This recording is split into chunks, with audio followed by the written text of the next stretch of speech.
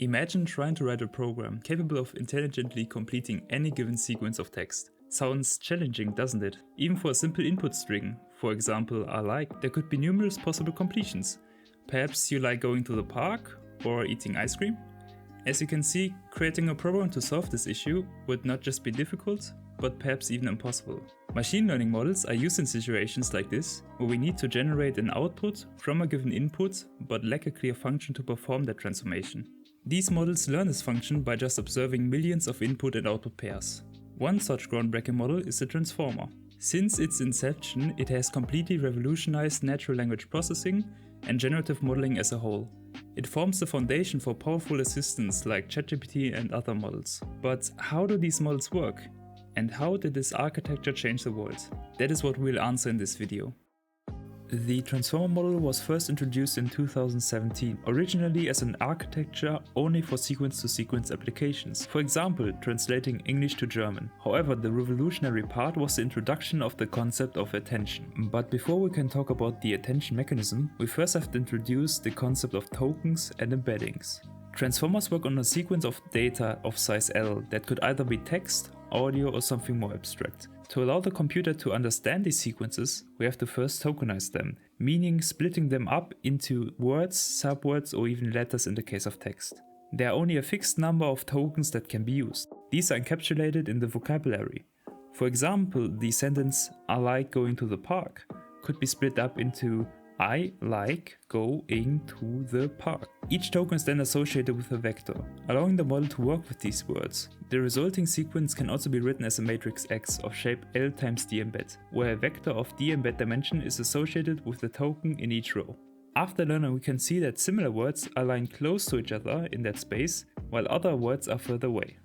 Now to the main point of the transformer architecture, the self-attention mechanism. The mechanism is defined by the following formula.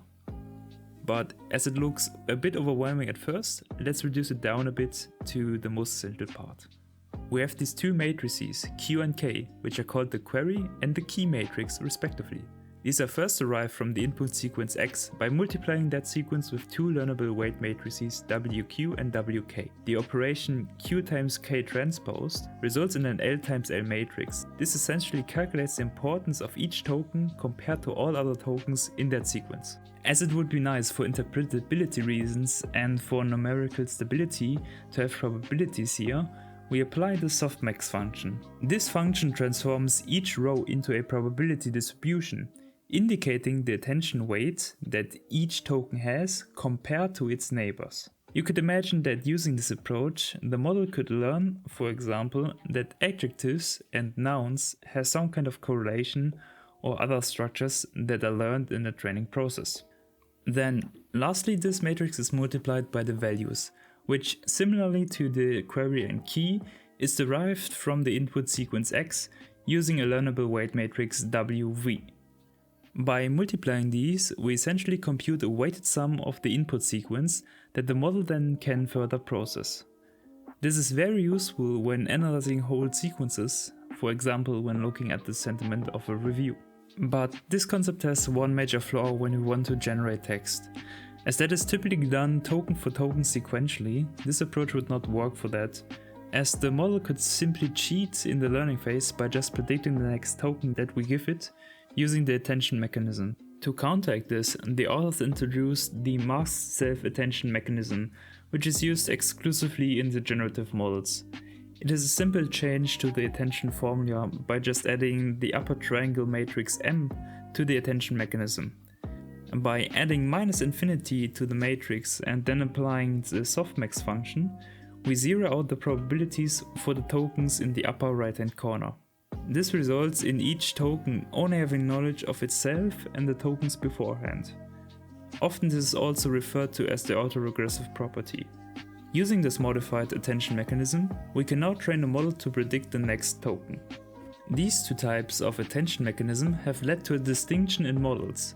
The first ones are called encoder-only models, also known as bird-style models, which are used for analysis tasks. The second ones are the decoder-only models or GPT models used for generative tasks. The GPT architecture was initially introduced by OpenAI in 2018. It was later refined into GPT-2 a year after. At the time, GPT-2 was considered too powerful for release, as it became one of the largest language models with 1.5 billion learnable parameters. Additionally, researchers discovered that transformers scale exceptionally well with more parameters and data, making the model size a rough metric for the performance. However, within a year, the size of GPT-2 was overshadowed by an explosion of even larger language models.